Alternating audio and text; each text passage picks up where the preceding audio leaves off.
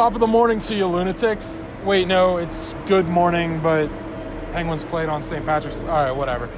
We're brought to you, as always, by our good friends at GetGo, the Cafe and Market, where right now you can be a good Irish lad and get a fish sandwich. And if you're from Pittsburgh, that means you put like cheese and all kinds of good stuff on it. And some coleslaw, maybe. And some coleslaw. Maybe some cocktail sauce, tartar sauce.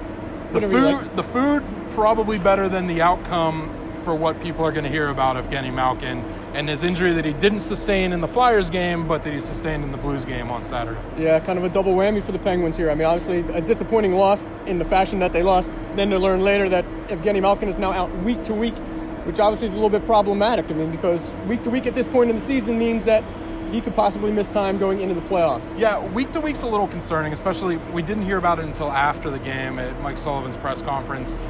Neglected to talk about it before the game, maybe just not to tip his hat about, Blueger playing on that second line. But how do you think the Blueger filled in for Malkin in his absence? Well, I'll say this. I thought Blueger was much better at center than he's been at wing. I think that's where he's going to be at some point down the road, probably next season. I see him, but more in a bottom six role. I think this is a huge ask for a young guy who's played about 15 games in the league, 24 years old, to not only, play in the top six, but with guys like Phil Kessel, it's a tall order. Yeah, we talked a lot coming back from Buffalo about where we thought Brian Rust was going to fit back in the lineup. This throws a whole big wrench into that. We thought that he might slot in where Aston Reese was playing on that second line, but now you have to look at maybe McCann bumping down to the second line center, Rust going back up to the top line.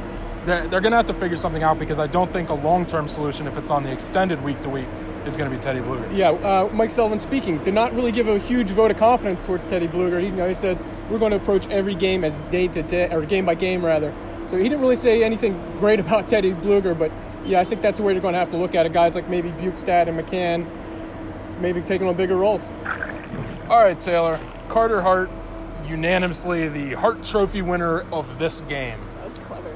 But when it comes to the Penguins, who did you like? Yeah, I mean, the third line had to have been the best line of the game for the Penguins.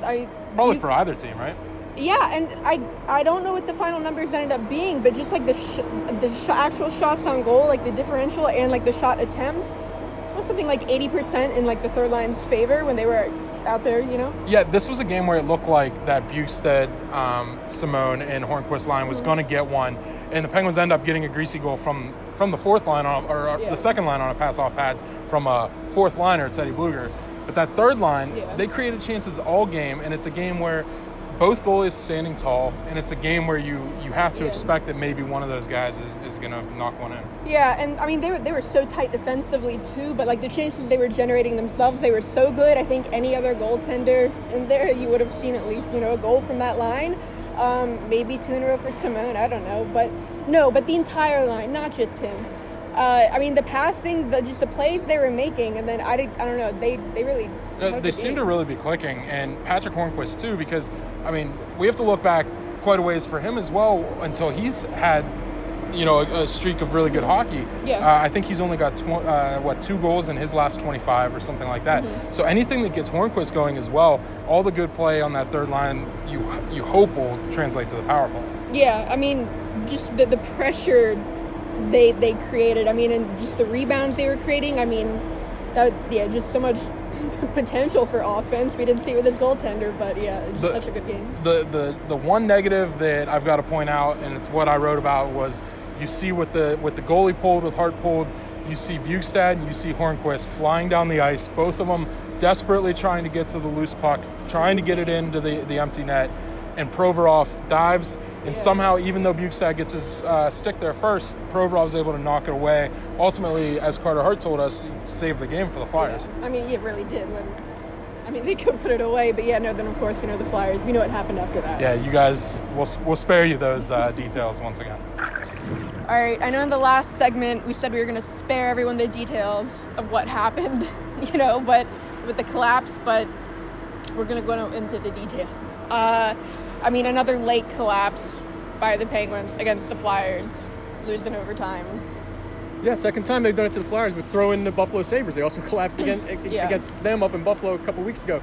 I don't know if it's really a concern. The Penguins have closed out games before, but when you see them do it in such dramatic fashion, and against teams like Buffalo and Philadelphia, who are in a few weeks they're going to be golfing, why are they getting themselves into these jams? Well, I mean, not Buffalo. Buffalo's out of it, but the Flyers, they're at least, this is like, I mean, kind of like a playoff game for them. They at least have a chance. They got to win like 10 games in a row. Yeah, but the way they talked in the room after, they're talking like this was huge for their playoff push.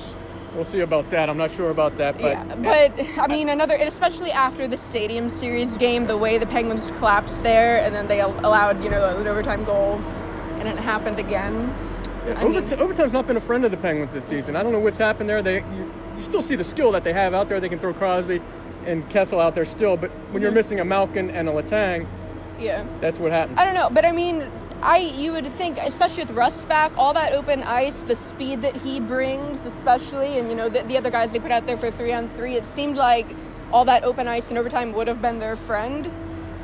Yeah, but so guys were out there like Bukestad and Dumoulin, two guys had some pretty good chances. Yeah. Normally they're not out there on, in a 3-on-3 overtime. I mean that's pretty much Chris Letang territory. But I mean Dumo had some of the best chances of overtime. Oh, he had great chances. Yeah, I just not Chris Letang. Yeah, chances, but couldn't pull it out.